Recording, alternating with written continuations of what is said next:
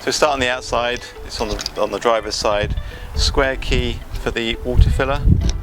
Open the cap to fill up with a hose or bottle in here until your tank's full.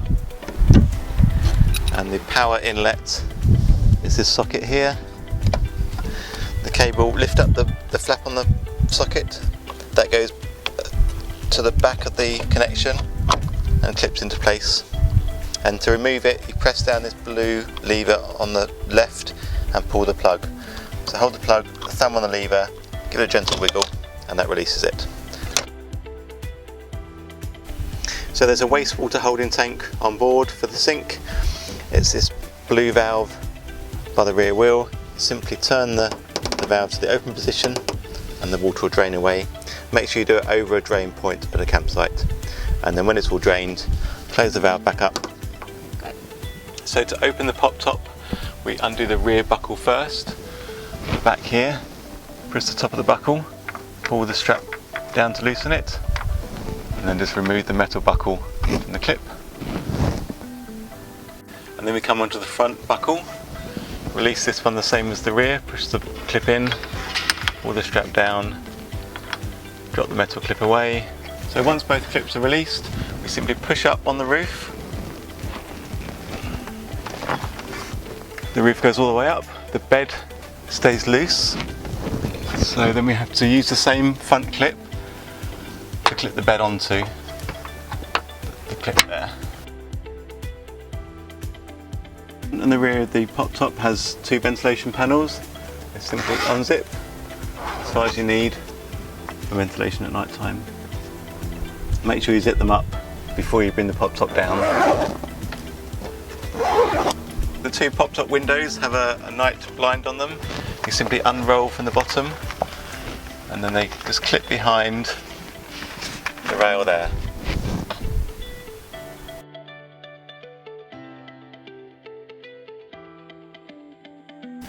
So to close the pop top, come to the front buckle, press the bed up a little bit to take the slack, release the clip and simply pull the bed down on the strap, pull the roof down, sorry, on the strap with the bed as well.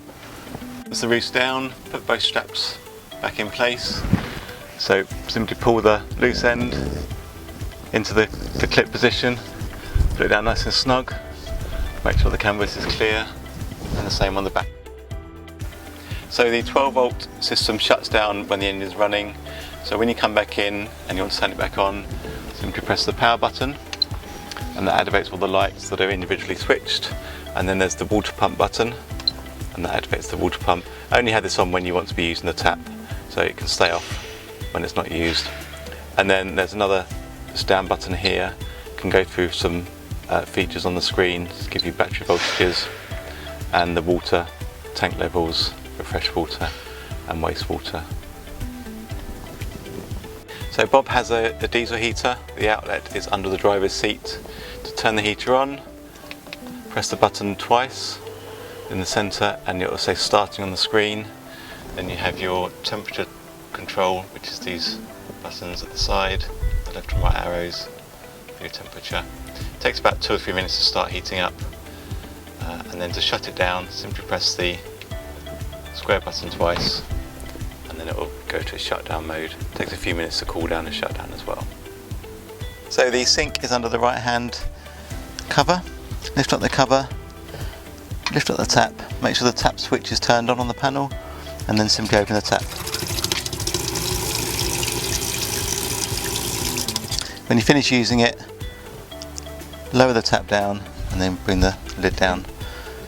So to use the hob, which is here, make sure you've got some ventilation, either the window behind or the side door, as long as there's some ventilation in the vehicle.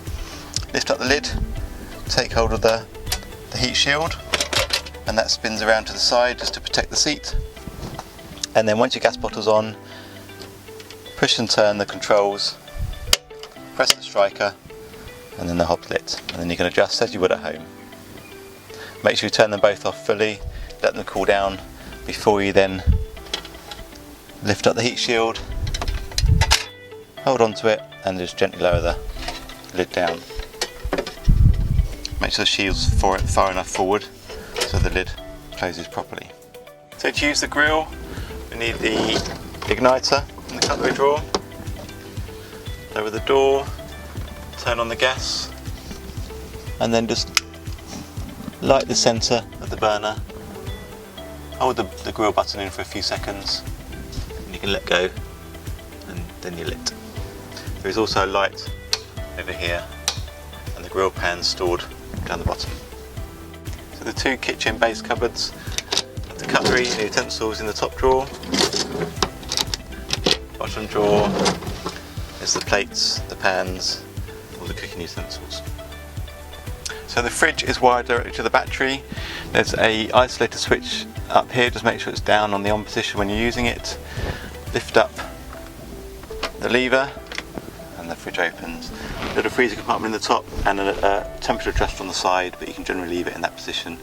When you close the door, again lift up the flap. So the main table is stored behind the driver's seat. Undo the buckle, pull the table out, and then lower the leg, and then the table clips on to this rail here on the kitchen. You can go anywhere, you can go over here for when you're travelling, or in the centre. Just make sure you push the two clips underneath to hold it in place, and then when you are travelling and the table is stowed away, make sure the buckles clip back on to stop the table moving. There's another table behind the passenger seat. To use it, firstly undo this bottom thumb screw to spin the table around, loosen this one,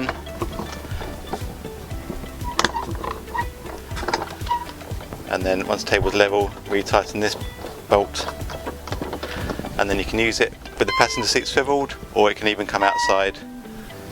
So to spin the passenger seat, firstly raise the armrests, press the release lever in front of the seat. While you do that, give it a little turn, and then slide the seat forward a bit, spin the seat around. Once you're in position, you can slide it back.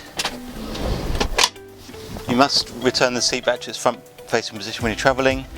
So simply turn the seat, slide it forward a touch, all the way around until it clicks, and then you can slide it back.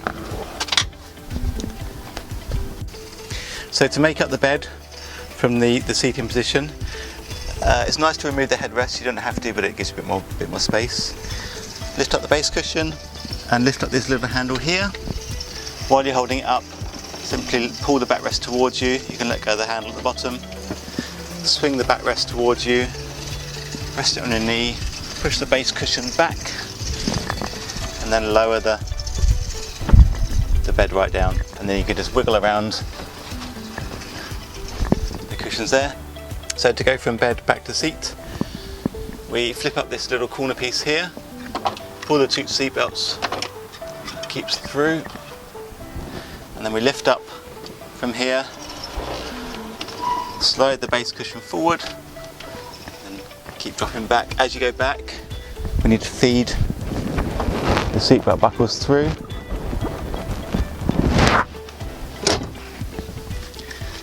And then headrest back on. The gas bottle is in this locker in the back of the van. Undo the clip, open the door, and it's a simple on-off on the regulator. Make sure you turn it off when you're driving. So the portaloo is stored in the back of the vehicle. Unclip the lid. There's a flush over here for rinse, and then pull this lever out the bottom, and that empties the contents into the holding tank, which is underneath. So to empty the cassette holding tank, we remove the top part of the toilet. So push this lever across and simply lift up the top section. Turn this spout, undo the lid, and then you simply tip up the contents into the toilet waste area at the campsite.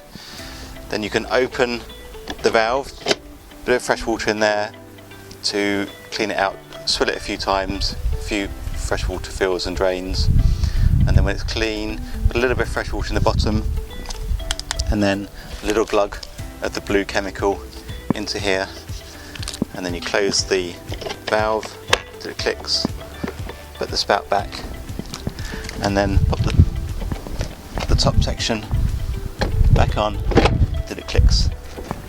So the toilet's stored here in the back. Try and use the facilities on the campsite where you are. Just saves you emptying the cassette too often, and also having to lift it into the front of the vehicle and draw the curtains if you want to use it. But it's there for you to use if you need to.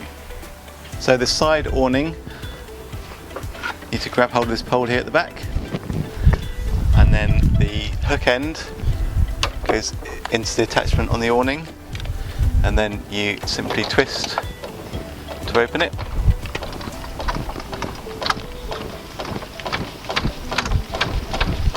Go as far as you need to. Then remove the winder. So there's two support legs on the inside of the awning. If you unclip the retainer here, slide the leg back in so it's clear of this clip, and then the leg comes out. And down at this end, the leg just pulls out and then lowers down. And then at the bottom, you can lower the foot to lift up the awning. So a little way first, and then we do the same on the other side. So same with the other leg. Pull the leg out, slide it out at the end, lower it down, and lift up the awning to the height you want it, and then just reposition the other leg to make sure it's where you need it, with a little slope in case it rains so the water runs off. So there's a set of ground pegs that are stored in the gas locker. These can go into the feet on grass just to hold the legs down. You can wind the awning out a little bit further or a bit closer in. You can adjust the height of the legs, but in windy conditions you need to take it back in. You can't have it out in the wind, and obviously when you're driving it needs to be fully stowed away. So to stow the awning away, release the leg, slide this up, and then bring the leg up, give it a little twist, and then it rests back in to the outer edge. Same on this side. So release the clamp, bring the leg up, and then we simply turn it up, and then this pushes in to that resting position there, and then we need to set the legs back into their resting position. So keep the clip open, slide the leg back past the red section, and then slide the leg further in so it's supported behind this red bit here, and then the clip back